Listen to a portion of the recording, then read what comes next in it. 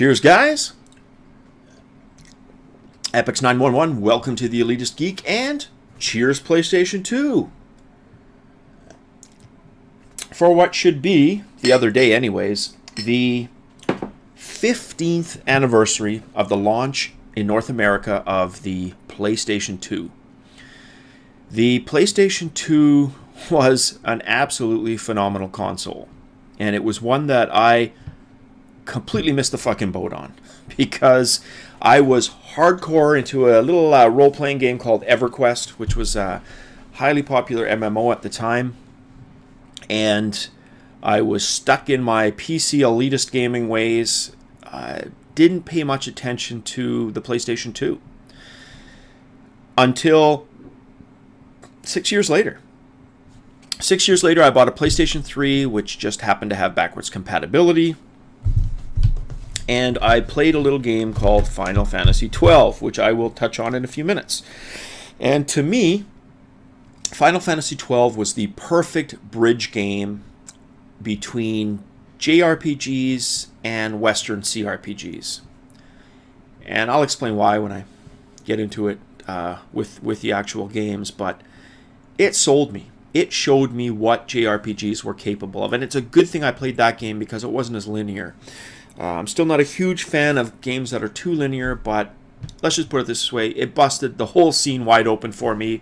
As a result of that game, I basically started amassing a back catalog and super stoked and got super addicted to JRPGs. So added those. So instead of changing my gaming focus, I just broadened my gaming focus. And that's really what I encourage everybody to do is, who gives a fuck about, I'm PlayStation, I'm Xbox, or Xbone or PlayStation Nation. Who fucking cares? It's about gaming. And that's when my elitist ways kind of finally changed for the better. It was around 2006. And I got into just gaming, which is really what it's all about. So if it wasn't for backwards compatibility, I may never have gotten into PlayStation 2. Now, I remember a buddy had it. And I remember being impressed with Grand Theft Auto 3, but we eventually got that on the PC. So, in fact, he showed me the game on PlayStation 2 pretty close to when it actually came out on the PC. So, I wasn't waiting for a long time. I wasn't really jonesing for a PlayStation 2, right? So, yes, I missed the scene a little late, but you can't argue with, the 100 million plus units the PlayStation 2 sold. Whichever side of the camp you're on, that's an accomplishment, with a pretty high adoption and attach rate. And what the attach rate means is it doesn't necessarily correlate, i.e. somebody buying a console doesn't necessarily mean that they're going to buy games. Sometimes they'll buy one or two games when they buy the console, and then they just might rely on rentals or whatever. Because back then, you got to remember, renting games was still huge. I know a lot of people who just rented games, played them, beat them, and that was it. And, you saved $30, $40 over buying the game. So that's what a lot of people did. So a high attach rate basically just means that people who buy the console buy a lot of games. And the PlayStation 2 was super famous for having a massively high attach rate, unlike the Wii, which became very popular, but became popular with a much broader demographic. And therein lay the problem for the Wii. So, yes, it sold, 100 million plus units as well. Not as many as the PS2, but pretty close. But the attach rate was very low. A lot of people bought it just to play Wii Sports or Wii Play, or, kind of those box-in few titles that the Wii was really popular for. So you got places like senior citizen centers buying Wiis just to play that handful of games and never buying anything else, right? It became the family game machine for those few family titles and not much more. The hardcore scene really, really suffered until later. It got better on the Wii. The PlayStation 2 did not have that. It had a highly successful life cycle pretty much from the get-go and stayed relevant for about 10 years. I mean, I still remember seeing games come out 2009, 2010 on the PlayStation 2. And like I said, there were a handful of titles. When I first bought my PlayStation 3, I didn't play a lot of PS3 games because it took a while for the RPGs to really get rolling. And you could argue, that's my favorite genre, that the PS3 never really got that level of RPG success that the PlayStation 2 had.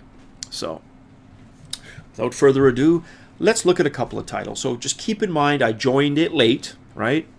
But that doesn't mean I loved it any less. And I'm going to show you some titles, and I know there are literally a shit ton more titles out there that I'm forgetting or that I played. GTA 3 is one that comes to mind immediately because absolutely was that a game changer on the PlayStation 2, but it wasn't one that I played. I had already played it on the PC by the time I got my PS3. So, with that said, let's take a look at the titles that really, for me, defined the PlayStation 2. And the first one is Shadow of the Colossus. Shadow of the Colossus, how do you sum it up? It's beautifully atmospheric. It's very empty, the world, and empty in a good way. And what I can describe or liken that to is Dark Souls. So if you've played Dark Souls 1 or 2, that atmosphere, that unique atmosphere you get in those games, there's a bunch of that in Shadow of the Colossus. But it's even more empty. Basically, what Shadow of Colossus is a bunch of boss battles. And I call those the MMO-style boss battles, right? That's what Monster Hunter does now, really started in MMOs, and that's your raid boss. So you needed roles, players to have roles, you needed to have patience, you needed to know how an enemy boss fought, how it conducted its moves, its special attacks. You learned those patterns, those attacks, those cues, those signs, the tells, whatever the hell you want to call them. And you fought and beat the fucker. And boss battles could be anywhere from 10 minutes to an hour, right?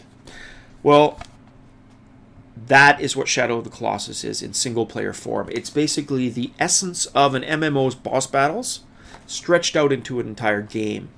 So you have several linked boss battles that make up this hauntingly beautiful atmospheric world.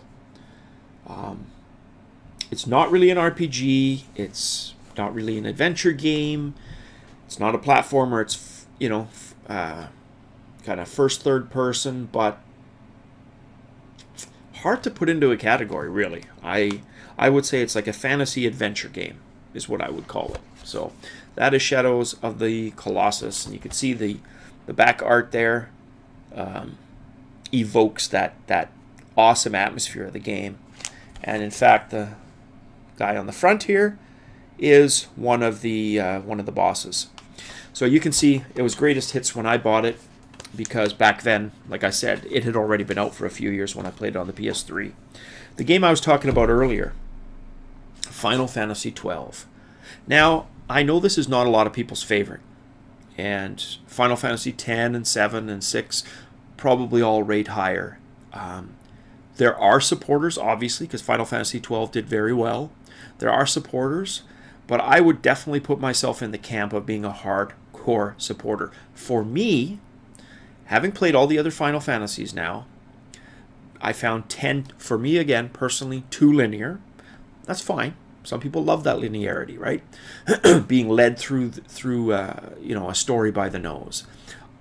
I like my RPGs a little more sandbox, more Skyrim, even having focus like The Witcher or you know, Dark Souls. They're still fairly linear, but they give you the illusion of being able to free roam. Well, Final Fantasy XII was that and more.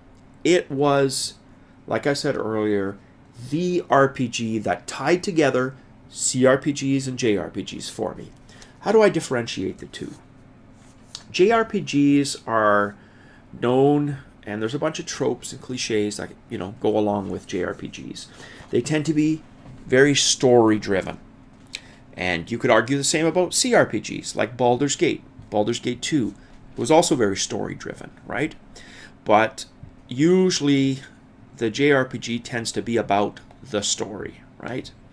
CRPGs and JRPGs can both be turn-based, but JRPGs cut their teeth initially on being turn-based because they were based on Ultima and Wizardry RPGs, which were turn-based, right?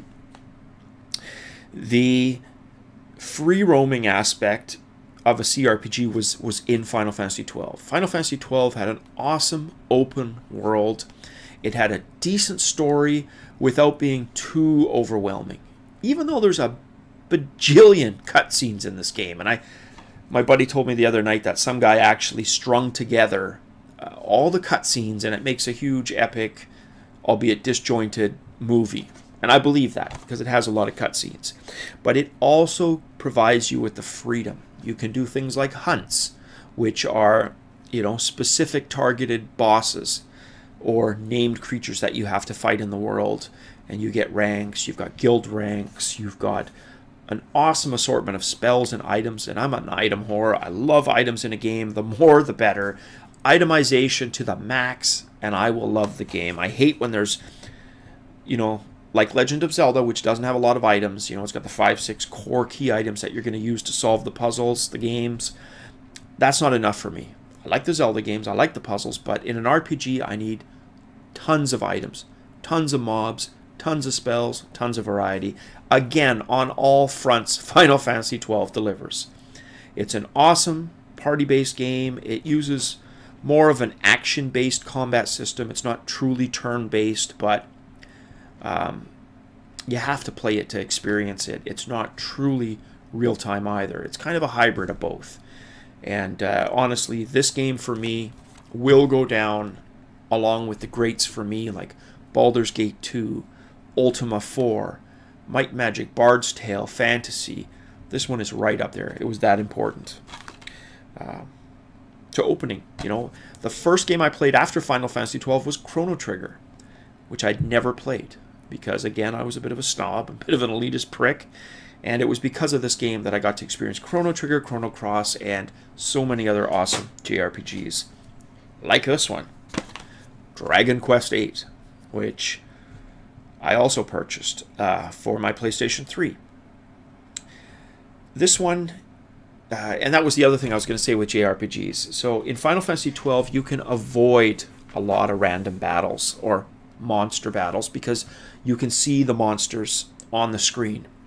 The Dragon Quest series, up to and including 8, does not allow you to avoid random fights. So JRPG is another thing they're known for, and if you've ever played Xenogears, which I like and I will finish one day, yeah, I'm talking to you, buddy, who's my friend who's been trying to get me to play forever. I will finish it, but it is extremely trying in terms of the random combat. There's so much random fights in that game. And there's one place in the desert where I swear every misstep was a fight, and you spent every hour like in 15-20 fights. So Dragon Quest VIII, yes, it had that, but it has a huge world, beautiful, gorgeous, cel-shaded style kind of graphics, that cartoony look, which to me always ages well. You compare a game like EverQuest, which was primitive polys, and it has aged terribly compared to a game like World of Warcraft, right? Which has a more cartoony look, and as a result, I think has aged much better. So from its 2004 launch, it still looks relevant. Yes, it's starting to look primitive, but it's still infinitely playable. Can't say the same about EverQuest, which just looks like pea soup and barf thrown on your monitor screen. It's that bad. So Dragon Quest VIII, had a small glitch when I played it on my PS3, which was the 80 gig PS3 model, which was backwards compatible via software. They'd already removed the hardware component, and 2 games didn't work. One was Soul Calibur 3, which played at 50% speed, which made it unplayable, and Dragon Quest VIII. Wasn't unplayable, Dragon Quest VIII, but it had a sound glitch. Every time somebody would talk, like there's dialogue, and it writes that dialogue, there was a static pop. I got used to it. I didn't care.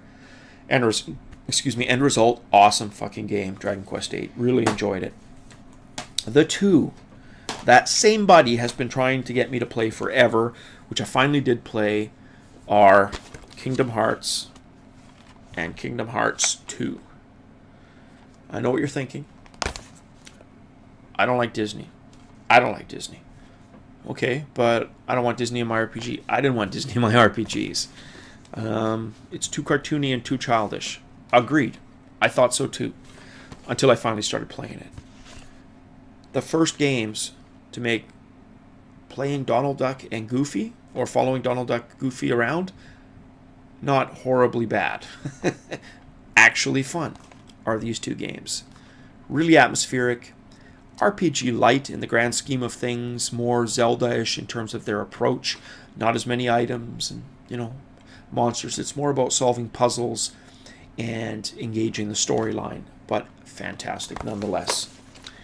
And then the last, and I could have picked more titles. I own 40, 50 PlayStation 2 games, but just the ones that meant a lot to me. So here's kind of my 6. Rounding out, Persona 3 FES, which I played before the Vita version of Persona 4 Golden. So if you were going to pick a Persona to play now, if you're new to this series, pick Persona 4 Golden, okay? Which is available for the Vita. It's that good. But if you see this in a bargain bin anywhere, grab it. Even another game that I have, which is right there, Persona Q. It's ties into this universe and or Persona 4. You can pick characters from either storyline. So the other JRPG kind of cliche is you're either a kid who wakes up, you know, mom's asking you to wake up for breakfast, you're late, or you're a new student, new to town. You know, those are kind of like the JRPG tropes. Same in this one. You're new to town, you're new to school, but it actually makes the social aspect of school and interacting with people fun. So really, really enjoyed it. What are your guys' favorite titles? And I would be remiss, I didn't have God Hand here. God Hand is actually with my daughter in her room. Her and her boyfriend play that game. That would be up there too, top 7. It's a fantastic beat-em-up action game with storyline and items and cool things. So back to you guys. What were your favorite PS2 games? What did it for you? And if you didn't like the PS2, why? You know, what made the other consoles better to you? Interested in hearing? Leave your comments below. Like, subscribe if you liked the video. If you didn't, leave me a comment behind. Let me know why. As always, guys, good gaming and cheers.